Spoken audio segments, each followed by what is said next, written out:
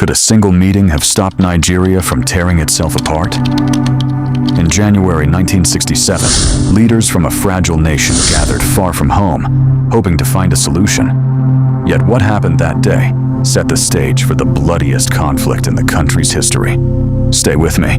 You are about to uncover what really happened in that room. The decisions, the pressures, and the moments that changed Nigeria forever. Before we move on, let's briefly revisit why this meeting became necessary.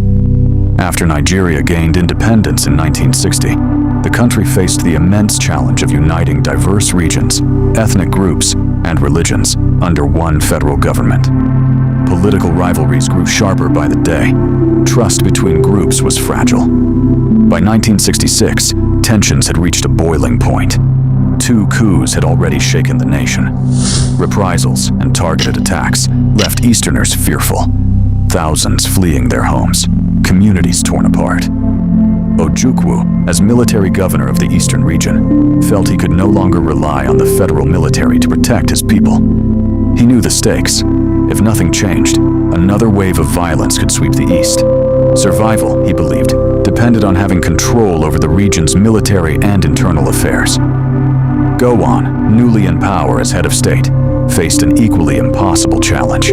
He wanted to preserve Nigeria as one united country, but advisors and senior officers, including Joseph Garba and Brigadier Baba Femi Ogundipe, warned him that giving too much autonomy to the regions could weaken the federal government dangerously.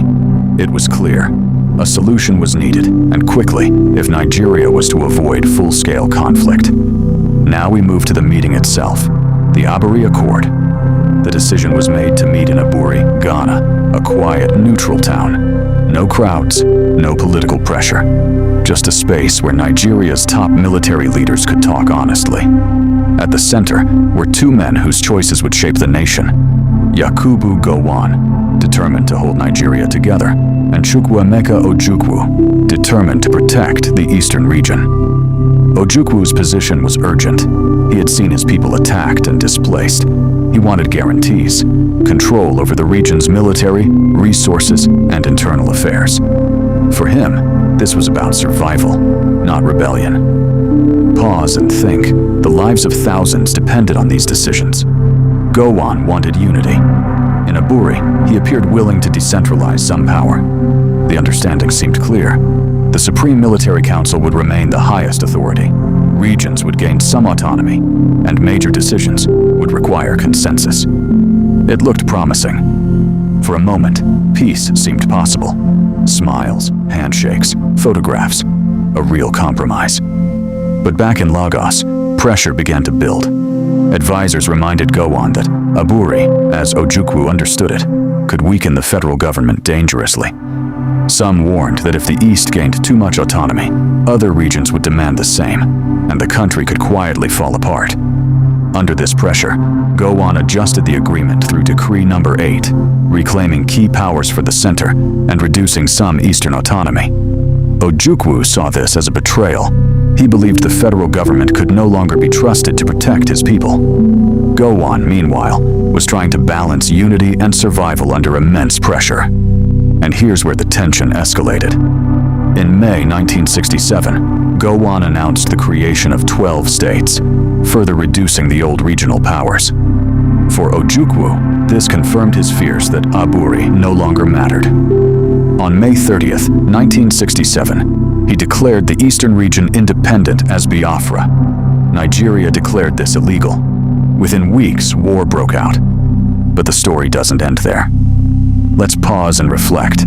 Aburi was more than a meeting. It was a test of leadership under extreme pressure. It was about advisor influence, miscommunication, and the consequences of decisions made in isolation from those on the ground. Ojukwu acted to protect his people. Gowon acted to preserve the nation. Ordinary Nigerians, however, bore the cost. Communities were divided, families torn apart, and the country plunged into a war that would last 30 months. Think about the advisors who influenced Gowon, men like Garba and Ogundipe. Their warnings may have seemed necessary for national unity, but did they inadvertently push the country closer to conflict? These are the kinds of questions historians still debate today. Even the smallest detail mattered.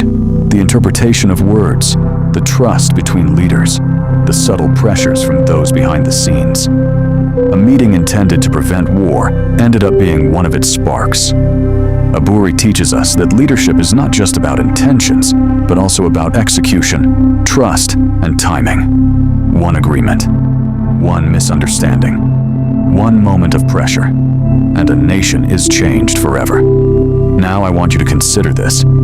Could Nigeria have avoided war if Gowon had fully honored Aburi?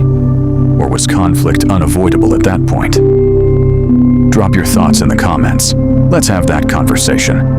And if you want more Nigerian history told clearly, honestly, and with all the nuanced textbooks often leave out, subscribe and turn on notifications. Because history isn't just in books, it lives in the choices, conversations, and decisions that shaped the nation, the ones we are still debating today.